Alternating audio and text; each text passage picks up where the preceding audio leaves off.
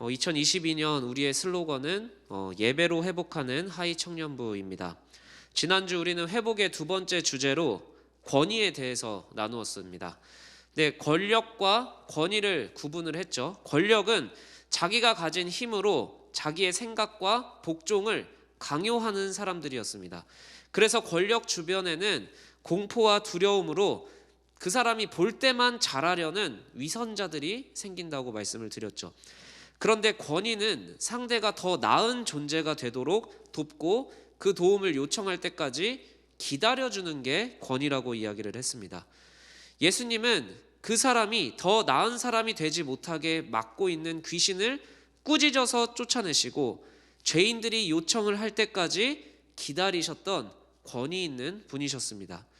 그래서 우리 역시 하나님을 내 옆에서 나를 지켜보면서 벌을 주려고 기다리시는 권력자로 인식하기보다는 그분이 없는 삶이 매우 두려워할 수 있는 권위자로 인식을 해야 된다라고 우리가 말씀을 나누었습니다. 예배로 회복하는 하이 청년부 회복의 세 번째 주제는 주님의 자리입니다. 제가 한동안 개를 키웠었습니다. 그래서 그 15년을 키우고 3년 전에 이제 세상을 떠난 개 한 마리가 있었는데 이름은 똘똘이었습니다. 그리고 종은 시추셔테리어, 시추랑 요크셔테리어랑 섞여 있었어요. 근데 이 강아지가 동일하게 한 집에서 살고 똑같이 밥도 먹이고 간식을 주는데 산책도 시켜주는데 유독 한 사람한테만 다르게 행동을 했습니다. 저희 아버지에 대해서는 전혀 주인으로 인식을 하지 않았어요. 아버지가 집에 들어와도 시큰둥하고 마중도 안 나가고 어떤 말에도 반응이 없어요. 근데 간식을 준다고 하거나 산책을 나가자고 하면 그때서야 일어나서 조금 움직이는 척을 합니다. 근데 이게 개통령이라고 불리는 강영욱 씨의 방송을 보면요, 개와 주인이 올바른 관계가 설정이 되지 않을 때 무조건 문제가 발생한다라는 공통점을 찾게 되었습니다. 그래서 반려전문 동물가들은 말이 이상하게 나왔네요. 반려동물 전문가들은 그래서 복종 훈련을 잘 시켜야 된다라고 조언을 해주더라고요. 근데 이런 훈련이 단순히 주인이 명령하고 복종하게 만들려는 목적이 아닙니다. 이거는 우리가 앞에서 말했던 권력자죠. 반려동물의 주인이 아니라 그냥 권력자인 겁니다. 내 말 들어. 이 복종 훈련이 진짜 갖고 있는 이유는 주인이 함께 사는 동물을 훈련시켜야 되는 이유는 뭐냐면 전혀 다른 생활 방식을 갖고 있잖아요. 사람이랑 개가. 전혀 다른 생활 방식을 갖고 있는 개와 사람이 같이 살기 위해서는, 조화롭게 살아가기 위해서는 훈련이 필요하다는 거예요. 반려동물이 가족이나 손님이나 다른 사람들을 만날 때 잘 지낼 수 있도록 필요한 게 뭐다? 훈련이라는 거예요. 그게 복종훈련이라는 겁니다. 처음에는 앉아 기다려 정도의 그 기본적인 훈련을 시키다가 점점 어려운 훈련을 시키면서 개가 인간 사회에 잘 적응할 수 있도록 도와주는 게 복종훈련의 진짜 목적이라는 겁니다. 제가 부득이 개와 사람의 동물의 훈련에 대해서 이야기한 이유는 우리 시대에 주인이라는 단어가 가진 의미를 이해하기가 참 어렵기 때문입니다. 기도할 때나 예배할 때 우리는 주님이라는 호칭을 참 많이 씁니다. 근데 이게 너무 많이 쓰다 보니까 진짜 주님이 무슨 뜻을 갖고 있는 단어인지 별로 관심이 없을 때가 있어요. 그냥 하나님의 호칭이겠거니, 예배할 때 부르는 호칭이겠거니 라고 가볍게 생각할 때가 있다라는 거죠. 근데 사실 주님이라는 거는 내 주인이라는 뜻입니다. 근데 우리가 표면적으로 평등한 사회에 살고 있다 보니까 주인한테 어떻게 해야 되는지, 주인을 섬긴다는 건 무엇인지 잘 모릅니다. 그래서 하나님과 우리의 비유도 부모와 자식의 비유를 많이 하게 됩니다. 요새 시대에는. 근데 성경을 보면요, 부모와 자식만으로 하나님과 우리의 관계가 완벽하게 설명되지 않아요. 비유니까. 그래서 성경에는요, 주인과 종의 비유도 들고요, 왕과 백성의 비유도 들고 신랑과 신부의 비유를 들기도 하고 목자와 양 등 다양한 비유로 하나님과 사람의 관계를 비유로 설명을 해내려고 했습니다. 목자와 양은 당시 이스라엘 사람들한테는 이해하기가 너무 쉬웠죠. 근데 우리 사회에는 목자가 어떤 존재인지 양이 어떤 존재인지 잘 모르기 때문에 이 주인의 개념을 잘 갖고 와야 됩니다. 그래서 반려동물의 예시를 한번 들어봤던 거예요. 주인의 개념을 조금은 이해해 볼 수 있지 않을까. 앞서 말했듯이 주인은 자기가 키우는 동물이 함께 사는 사회에서 잘 지낼 수 있도록, 잘 적응할 수 있도록 훈련시키는 책임을 갖고 있는 겁니다. 하나님은, 하나님의 나라와 죄인들이 사는 세상은 전혀 사는 생활 방식이 다르겠죠. 생활 방식이 전혀 다른 죄인들이 하나님 나라에서 함께 잘 조화롭게 살 수 있게 도와주시기 위해 훈련시켜야 되는 책임을 갖고 계신 분이 주인이신 하나님의 가진 책임이라는 거예요.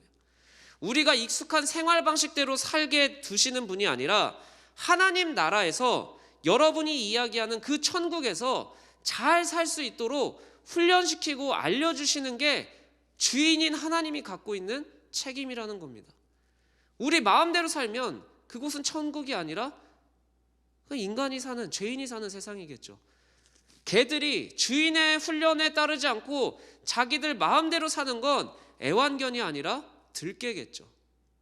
우리는 들개로 부름받은 사람들이 아니라 하나님의 소중한 자녀로 부름받은 사람들이기 때문에 하나님은 우리를 하나님 나라에 맞는 생활 방식을 훈련시키는 책임으로 우리를 훈련시키고 연단하신다라는 겁니다.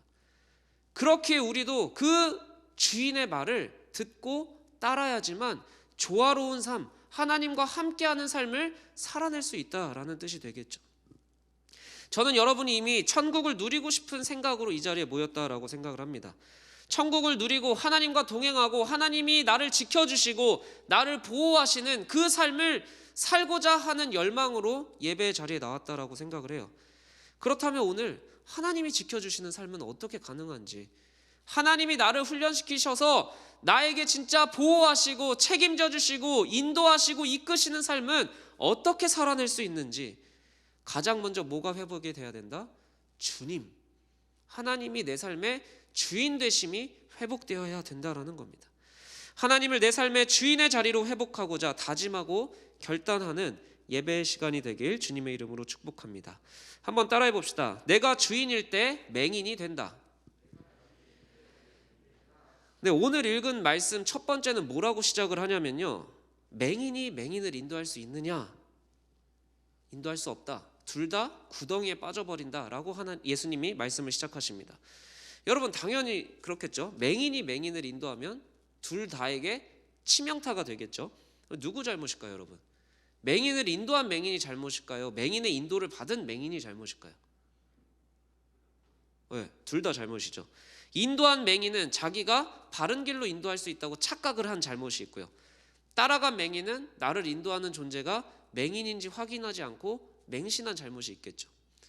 근데 제일 무서운 건 누구냐면 자기가 맹인이라는 사실을 끝까지 모르는 사람입니다. 그러면서 이 뒤에 많이 들어본 말씀을 하세요. 눈 속에 있는 들보는 보지 못하면서 남의 티끌만 빼려고 한다. 왜 예수님은 맹인이 맹인을 인도하는 이야기 다음에 눈에 갑자기 막 들보를 넣으시고 티끌을 넣으셨을까? 여러분 들보가 뭘까요? 찾아보니까 들보는요, 하중을 버티는 역할을 하는 구조물입니다. 그래서 한옥에서는 지붕을 버티는 나무를 보고 대들보다라고 이야기를 하는데, 예수님이 다른 나무들 종류 많잖아요. 근데 왜 굳이 들보가 너 눈 속에 있다라고 이야기를 하셨을까? 아마 내가 옳다고 판단하는 어떤 생각들, 사실들을 떠받치고 있는 그 어떤 나만의 기준을 이야기하시는 게 아닐까 생각을 해봤습니다. 요새는 이런 걸 뭐라고 하죠? 프레임. 자기 프레임으로 생각을 하는 거예요. 각자 프레임에 따라 그 프레임과 일치하는 사람은 내 편이고 그 프레임 밖에 있는 사람은 적입니다. 근데 각자의 프레임대로 서로 옳다고 이야기를 하고 주장을 하다 보니까 어떻게 되죠? 세상이 혐오와 분노로 가득 차버립니다. 근데 교회도 마찬가지예요. 아무리 교회라고 해도 말씀으로 내 눈에 들보를 빼는 게 아니라 내가 틀릴 수 있어, 내가 어떻게 항상 옳겠어 라는 게 아니라 내가 들은 말씀, 내가 깨달은 말씀으로 나만의 프레임을 짜는 겁니다. 그걸로 나를 돌아보는 게 아니라 자꾸 남을 돌아봐요. 나에게 말씀을 적용하는 게 아니라 자꾸 남한테 말씀을 적용을 하는 겁니다. 그럼 어떻게 되죠? 분쟁이 날 수밖에 없는 거죠. 분열이 일어날 수밖에 없습니다. 교회라고 해서 평화가 유지되기 위해서 가장 먼저는 예수님의 말씀대로 내 눈에 들보를 빼야 되는 거예요. 교회가 세상과 다른 이유는 세상은 내가 옳다라고 이야기를 하죠. 근데 교회의 시작은 뭡니까? 모두가 죄인이라는 거예요. 모두가 맹인이라는 사실을 깨닫고 이 자리에 모이라는 겁니다. 내가 틀릴 수 있다는 걸 인정하라는 거예요. 그래서 죄인에게는 하나님의 말씀이 필요하다고 생각하고 말씀 앞에 자꾸 나를 돌아봐야 돼요. 그게 죄인이 해야 될 역할이에요. 근데 말씀 앞에 자기를 비춰보는 사람만이 맹인이 되지 않는다라는 겁니다. 내가 옳다는 생각으로 가득한 사람은 아무리 정답을 말해도 결국엔 내가 옳음을 주장하는 그 사람과 함께 어디로 빠지냐면 분노의 구덩이, 미움의 구덩이로 빠지는 겁니다. 맹인이 맹인을 인도하면요, 구덩이에 빠져요. 어떤 구덩이? 분노와 미움과 혐오의 구덩이에 끌고 들어갈 수밖에 없는 겁니다. 혹시 이 말씀을 들으면서 누가 딱 떠오르시나요? 그러면 잘못 들으신 겁니다. 그 말씀은 나한테 적용을 해야 되는 거예요. 그 사람한테 필요한 게 아니라 나한테 필요한 말씀이라는 겁니다. 말씀을 듣고 공부하면 공부할수록 내가 옳다는 생각, 내 고집, 내 삶의 방식을 지지해주고 응원해주는 용도로만 말씀을 사용하다 보면요, 교회를 다니면 다닐수록 인간관계가 꼬여요. 교회를 다니면 다닐수록 사람들과 분쟁이 생깁니다. 내가 옳다는 생각을 버리는 거 정말 쉽지 않죠. 살다 보면 정말 고쳐주고 싶은 사람들이 툭툭 튀어나옵니다. 뭔가 틀렸다고 말해주고 싶을 때가 있죠. 그런데 틀린 걸 말하는 태도로 그 사람을 바꿀 수 있습니까? 여러분 혹시 이 자리에서 내가 누군가에게 너 틀렸어, 너 이렇게 해야 돼 라고 말해서 변화된 케이스가 정말 많습니까? 아마 없을 거예요. 아무리 내가 옳고 상대가 틀려도 내가 옳다는 생각을 주장하면 상대가 변하질 않아요. 제가 이런 생각을 많이 하게 된 이유가 어느 날 아들한테 동화책을 읽어주는데 해와 바람 책이었어요. 여러분 다 아시죠? 어렸을 때 저도 많이 읽었던 책인데 요새 더 와닿더라고요. 나그네의 옷을 벗기는 시합을 하는데 바람은 자신이 있었습니다. 자기가 바람을 세게 불면 나그네 옷 정도는 쉽게 벗길 수 있을 거라고 생각을 했어요. 근데 바람을 세게 불면 불수록 나그네가 옷을 벗기는커녕 점점 더 꽁꽁 싸맸죠. 바람이 포기하자 해가 그때서야 나섭니다. 다른 거 하지 않아요. 따뜻하게 비추고 있다 보니까 나그네가 스스로 옷을 벗습니다. 생각해보면 나그네가 외투를 벗는다는 건 변화를 의미하겠죠. 근데 그 사람을 변화시킨 거는 강력한 어떤 바람이 아니라 해의 따뜻함이었다라는 거예요. 여러분, 우리가 회복해야 될 첫 번째는 주님의 자리입니다. 무슨 말이냐면 내 말로, 내 강요로, 내 가르침으로 상대를 변화시킬 수 없다는 걸 인정하라는 거예요. 나는 맹인이에요. 내가 다른 사람을 아무리 옳은 말로, 아무리 옳은 가치로 이끌어 가려고 해도 실패하는 게 인간이 가진 한계입니다. 진짜 사람을 변화시킨 건 사람이 아닙니다.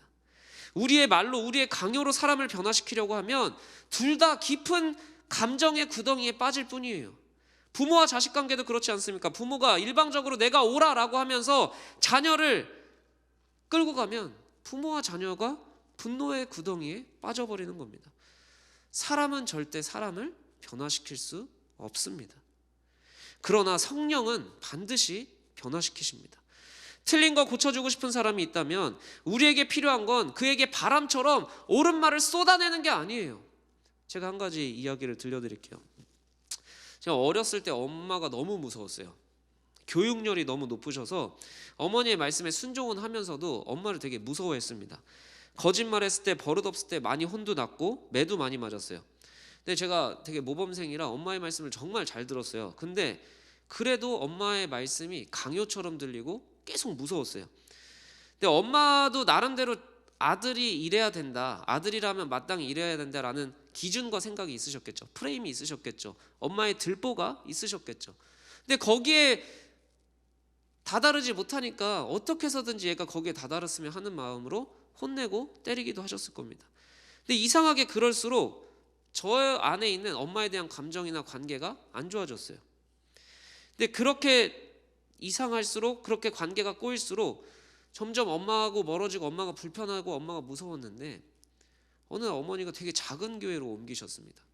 그리고 정말 기도와 말씀으로 살아내시고 계셨는데, 제가 보기에도 엄마가 성령 안에서 변화되고 있다라는 게 보이더라고요. 근데 어느 날 어머니가 갑자기 제 앞에 오시더니 눈물을 쏟아내면서 과거에 나를 혼내고 때렸던 것들을 후회한다고, 미안하다고, 용서해달라고 펑펑 우시는 거예요. 근데 그렇게 엄마가 진심으로 용서를 구한다고 어떻게 느꼈냐면, 평소에 엄마가 조금씩 성령 안에서 변화되고 있다는 걸 저도 느꼈거든요. 그러니까 그 눈물이 가짜가 아니라 진짜라는 걸 저도 느꼈어요. 그렇게 같이 울면서 기도하면서 제 마음에 있었던 엄마에 대한 두려움, 응어리가 정말로 이 눈물에 씻겨져 내려가는 게 느껴졌어요. 여전히 오늘날도 어머니는 온유하시고 제 이야기를 경청해 주십니다. 여러분, 제가 그 상황에서 엄마한테 엄마 이러면 안 돼, 부모가 이래야지 라고 얘기했으면 싸움밖에 안 났을 거예요. 어머니도 끊임없이 기도와 말씀으로 자신의 삶을 변화시키려고 하시지 않았다면 지금 저와 엄마의 관계는 어떻게 됐을지 상상도 하기 싫습니다. 사람은 절대 사람을 변화시킬 수 없습니다. 세상은 말하죠. 사람은 변하는 게 아니라고. 근데 하나님을 안 믿는 사람들이 하는 말로는 정말 맞는 말이에요. 사람은 절대 변하지 않습니다. 성령을 경험하지 않은 사람은 절대 변하지 않는다라고 이야기할 수밖에 없어요. 근데 성령으로 변화된 사람을 경험하면 한 가지 또 다른 믿음이 생깁니다. 사람은 사람을 변화시킬 수 없지만 성령은 반드시 사람을 변화시킨다라는 겁니다. 여러분, 이거예요. 우리가 주인의 자리에 올라가는 거예요. 우리가 이 사람을 고칠 수 있다고 생각을 하는 거예요. 이 사람을 변화시키고 바꿀 수 있다라고 내가 주인의 자리에 올라가면 내가 맹인을 인도하는 것밖에 안 됩니다. 둘 다 구덩이에 빠져버리는 거예요. 성령이 주인 자리에 있을 때만 내가 먼저 변화되는 겁니다. 내가 먼저 변화될 때 내가 그렇게 변화시키고 싶은 사람이 변화되는 거예요. 순서가 이 사람이 문제가 아니라 내가 문제라는 걸 깨닫게 되는 게 성경의 방법입니다. 우리의 옳음과 우리의 말이 상대를 절대 변화시킬 수 없어요. 불편한 사람이 있습니까? 불편한 상사가 있습니까? 불편한 가족이 있습니까? 불편한 지체가 있습니까? 여러분이 아무리 내가 옳은 것 같아서 그 말을 해봤자 우리는 감정의 구덩이에 빠질 수밖에 없는 겁니다. 저는 우리 모두가 말씀 앞에서 변화되길 소망하는데, 그러기 위해서는 우리가 주인의 자리에서 내려와야 되는 겁니다. 내가 변화시킬 수 있다라는 생각을 버리는 겁니다. 나부터가 변화되어야 된다라는 생각을 해야 되는 겁니다. 변화 너무 좋죠. 근데 성령이 주인의 자리에 있을 때, 그럼 성령이 변화시키는 인생은 도대체 어떻게 가능한 것인가? 한번 따라해 봅시다. 주님의 말을 듣고 행동하자. 오늘 46절에 예수님이 되게 강력한 말씀을 하십니다. 나한테 주여 주여 하면서도 어찌하여 내가 말하는 것을 행하지 않느냐라고 반문하세요. 성령님을 주인이라고 하는 건, 예수님을 주인이라고 부르는 거는 예수님이 말씀하신 것을 듣고 그대로 행동하는 게 중요하다라는 거예요. 그게 진짜 주인으로 인정한다라는 겁니다. 성령이 내 삶의 주인이 되어주시면 내가 먼저 변화가 되겠구나, 내가 변화되면 그 사람도 변하겠구나, 이 생각을 한다면 뭘 해야 된다고요? 주님 기도하는 것보다 더 중요한 게, 기도할 때 말씀 읽을 때 그 주님이 시키신 그 명령을 실천하고 살아내야 된다라는 거예요. 진짜 내가 성령님을 주인으로 삼고 있는지는 내가 그 말씀대로 행동하고 있느냐 아니냐로 판가름 나는 겁니다. 반려동물이 주인과 잘 지내기 위해서 그냥 주인과 한 공간에 있다고 주인과 동물의 관계가 완성되는 게 아닙니다. 반려동물이 인간 사회에서 잘 적응하기 위해 그냥 주인의 명령을 듣기만 해서도 안 됩니다. 듣고 그 명령에 따라서 행동해야지 전혀 다른 세상인 인간 사회에 적응할 수 있는 반려동물이 되는 거죠. 하나님이 만들어 가시는 세상과 인간이 만들어가는 전혀 다른 방식의 이 두 나라, 그래서 그 방식대로 살아야만 그 하나님의 나라가 이루어지는 거예요. 하나님은 인간들끼리 사는 세상이 아니라 하나님이 주인 되시는 나라를 원하신다라고 말씀을 하시죠. 인간들끼리 사는 세상은 서로 옳다고 싸우고 서로 감정의 구렁텅이로 빠지는 나라라면, 하나님이 주인 되시는 삶에서는 서로의 옳음은 서로를 향한 기다림으로 변화가 되는 겁니다. 예수님은 주님의 말씀대로 듣고 행하는 삶과 주님의 말씀을 들어도 행하지 않는 삶을 이렇게 비교를 하세요. 두 명이 나옵니다. 한 명은 집을 짓는데 깊이 땅을 파요. 그래서 반석이 나올 때까지 땅을 깊이 파는 겁니다. 그리고 그 반석 위에 건물을 세우기 시작합니다. 깊이 파고 큰 반석 위에 집을 지으니까 아무리 홍수가 나도 집이 흔들리거나 무너지지 않는데요. 근데 듣고 행하지 않는 사람은 어떻게 비유를 하시냐면 그냥 흙 위에 집을 지어버린다라는 겁니다. 그래서 큰 홍수가 나면 무너진대요. 여러분도 다 하나님을 주님이라고 부르시죠. 기도할 때도 주님이라고 하십니다. 근데 예수님은 뭐라고 얘기를 하시는 거예요? 주여 주여라고 부르는 게 중요한 게 아니라는 거예요. 주님이라고 아무리 불러봤자 너네가 진짜 나를 주님으로 생각하려면 듣고 행하라는 거예요. 왜? 그게 내 말에 복종해, 그 뜻이 아니라 너가 내 말대로 살면 내가 펼쳐지는 그 평화와 기쁨과 사랑이 가득한 나라에 너가 살 수 있다라고 얘기를 해주시는 거예요. 원망과 질투와 욕망과 미움의 시기에 분노의 세상에서 살고 싶지 않지. 사랑과 평화와 화평과 기쁨이 넘치는 나라에 살고 싶지. 그러면 이 명령에 따라서 살라는 거예요. 여러분, 설교 시간에 그리고 큐티 시간에 개인 묵상 시간에 하나님의 말씀이 먼저 들리길 소망합니다. 집중해서 한 가지라도 듣고 여러분 세상에 나아가는 시간이 되길 축복합니다. 근데 듣는 거에서 끝나면 안 되는 거예요. 들은 말씀을 기억하고 여러분의 삶에 적용을 해야 되는 겁니다. 진짜 힘든 건 듣는 것도 힘들지만 듣고 들은 대로 살아내는 게 진짜 힘든 거예요. 그런데 예수님도 비유를 들어보면 이 삶이 쉬운 삶이 아니라고 얘기를 해주시는 거예요.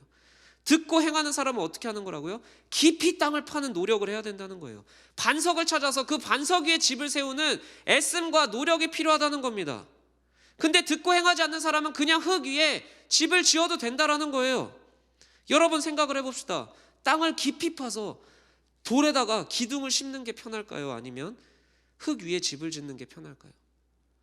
당연히 흙 위에 집을 짓는 게 편하죠.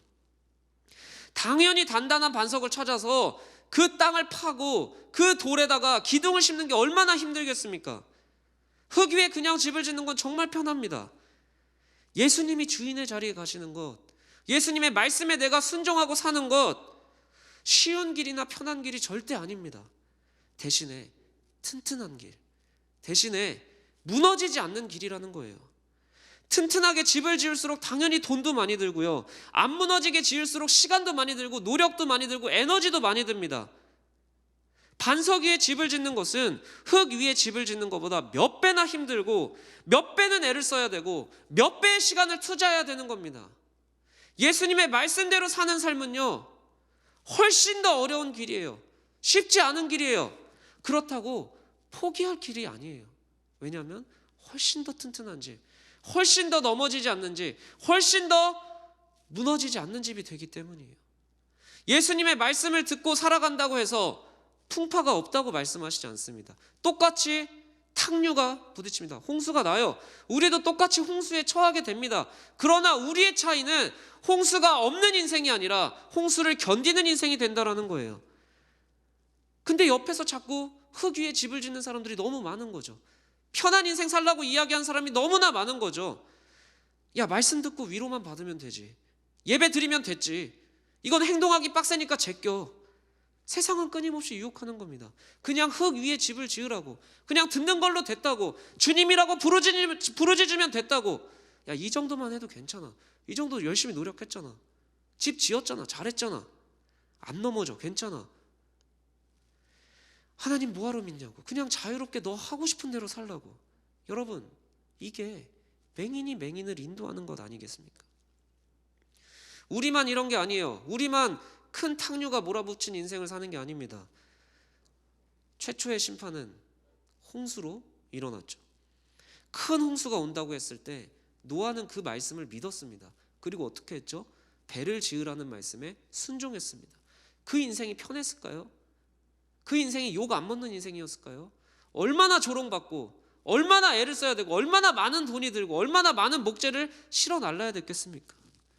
정확한 연수는 안 나오지만 120년이라는 설이 한동안 지배적인 설이었던 걸 보면 노아가 그 큰 방주를 짓는 건 매우 긴 시간이었던 것 같아요.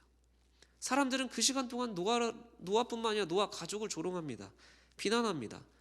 근데 여러분, 진짜 살아난 사람은 바보같이 홍수가 올 거라고 이야기하신 하나님의 말씀, 방주를 만들라고 하신 그 하나님의 말씀에 믿고 순종했던 노아의 가족이었습니다. 예수님은 여러분이 살아남는 방법을 알려주시는 거예요.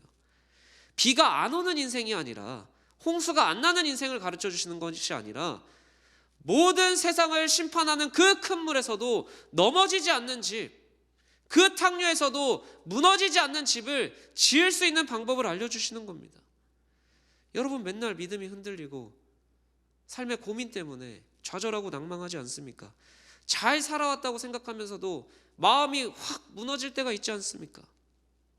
여러분의 삶에 회복되어야 되는 것, 주님이 주인의 자리에 있는 것, 그것은 말씀대로 행하는 삶인 겁니다. 이것은 여러분에게만 하는 말이 아니라 저 스스로에게 하고 있는 말이에요.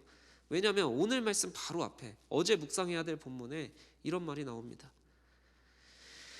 남에게 대접받고자 하는 대로 먼저 대접하라.